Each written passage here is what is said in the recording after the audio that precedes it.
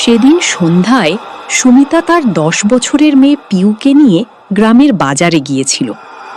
বাজার করতে করতে কখন যে সন্ধ্যা পেরিয়ে রাত হয়ে গেল তারা কেউই খেয়াল করেনি। মা, অনেক রাত হয়ে গেছে, চলো না এবার বাড়ি যাই, বাবা আমাদের জন্য অপেক্ষা করছে। হ্যাঁ মা, ঠিক বলেছিস, চলো তাড়াতাড়ি বাড়ির দিকে হাঁটি, রাত অনেক হয়ে গেছে। মা মেয়ে বাজারের ব্যাগ হাতে নিয়ে গ্রামের মেঠো পথ ধরে হাঁটতে শুরু করলো।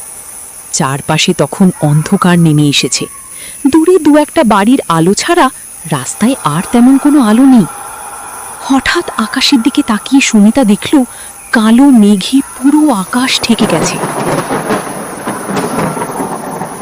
পিউ, মনে হচ্ছে বৃষ্টি আসবে, একটু তাড়াতাড়ি হাঁট মা। কথা শেষ হতে না হতেই দূরে প্রচন্ড শব্দে মেঘ ডাকল, তারপর হঠাৎ ঝোড়ো বাতাস শুরু হলো। কয়েক মুহূর্তের মধ্যেই বড় বড় বৃষ্টির ফোঁটা পড়তে লাগলো। মা, বৃষ্টি শুরু হয়ে গেছে। ভয় পাস না মা, আমার হাতটা শক্ত করে ধরে হাঁট, সামনে কোথাও আশ্রয় খুঁজতে হবে। ঝড় বৃষ্টির মধ্যে মা মেয়ে দ্রুত হাঁটতে লাগলো, কিন্তু বৃষ্টি ক্রমেই আরো জোরে নামতে শুরু করলো। ঠিক তখনই বিদ্যুতের ঝলকে রাস্তার পাশে একটি বিশাল পুরনো বাড়ি দেখা গেল। মা, ওই বাড়িটা দেখো, আমরা কি সেখানে একটু আশ্রয় নিতে পারি? হ্যাঁ মা, চল, বৃষ্টি না থামা পর্যন্ত ওখানেই থাকি। দুজনেই দৌড়ে বাড়িটার সামনে পৌঁছাল। কাছে গিয়ে তারা বুঝতে পারল এটি বহু বছরের পুরনো একটি জমিদার বাড়ি। বাড়ির বিশাল দরজাটা আশ্চর্যজনকভাবে খোলা ছিল। মা, এত পুরনো বাড়ি অথচ দরজা খোলা কেন? জানি না মা, তবে বাইরে দাঁড়িয়ে থাকলে তো আমরা পুরো ভিজে যাব। চলো ভেতরে যাই। মা মেয়ে সাবধানে বাড়ির ভেতরে ঢুকে পড়ল। ভেতরে ঢুকতেই বাইরের ঝড় বৃষ্টির শব্দটা অনেকটা কমে গেল। চারদিকে ধুলো জমে আছে, পুরনো কাঠের দরজা, ভাঙা জানালা, আর দেয়ালে ঝুলছে বহু বছরের পুরনো ছবি। বিশাল হলঘরের মাঝখানে ধুলোয় ঢাকা একটি পুরনো ঝাড় লণ্ঠন। মা, বাড়িটা দেখতে সুন্দর, কিন্তু একটু ভয়ও লাগছে। ভয় পাস না মা, আমি তো তোর সঙ্গে আছি। দুজন একটু এগোতেই হঠাৎ বাড়ির ভেতরের অন্ধকার দিক থেকে ভেসে এলো এক অদ্ভুত হাসির শব্দ। মা, কে হাসলো? সুমিতা চারদিকে তাকিয়ে পিউয়ের হাত শক্ত করে ধরল। জানি না মা, কিন্তু ভয় পাবি না, আমরা একসঙ্গে আছি। কিছুক্ষণ পর আবার সেই হাসির শব্দ শোনা গেল। এবার মনে হলো বাড়ির দোতলার একটি বন্ধ ঘর থেকে এই শব্দটা আসছে। মা মেয়ে ধীরে ধীরে সেই ঘরের দিকে এগিয়ে গেল।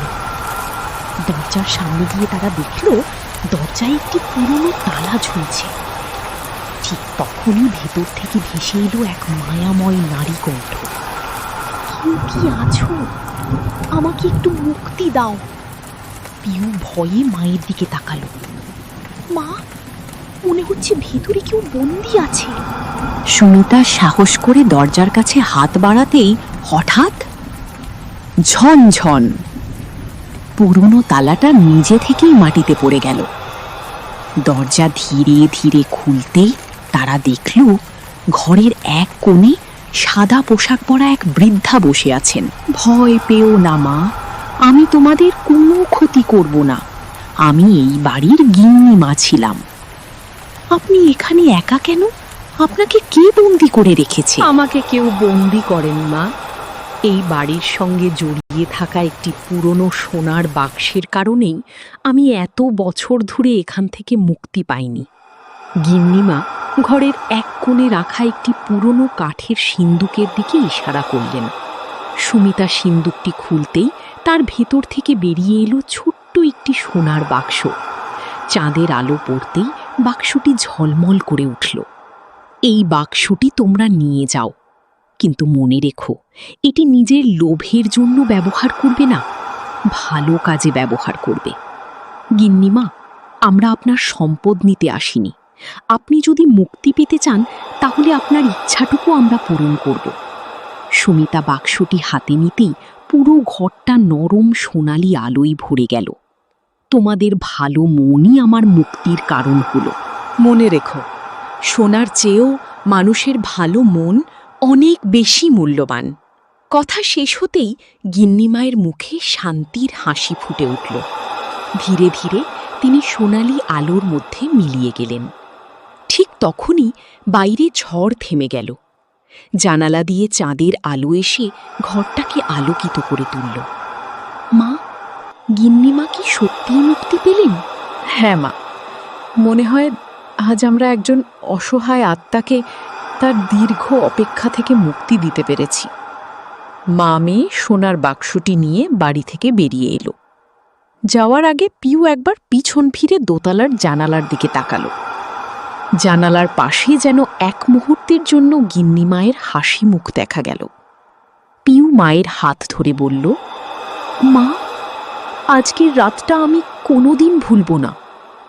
সুমিতা মেয়েকে বুকে জড়িয়ে বলল, আমিও না মা, কারণ আজ আমরা শুধু একটি সোনার বাক্স পাইনি, একজনের মুক্তির কারণও হতে পেরেছি। সেই রাতের পর থেকে পুরনো জমিদার বাড়ির হাসির শব্দ আর কেউ কখনো শুনতে পায়নি, কারণ গিন্নিমা অবশেষে মুক্তি পেয়েছিলেন।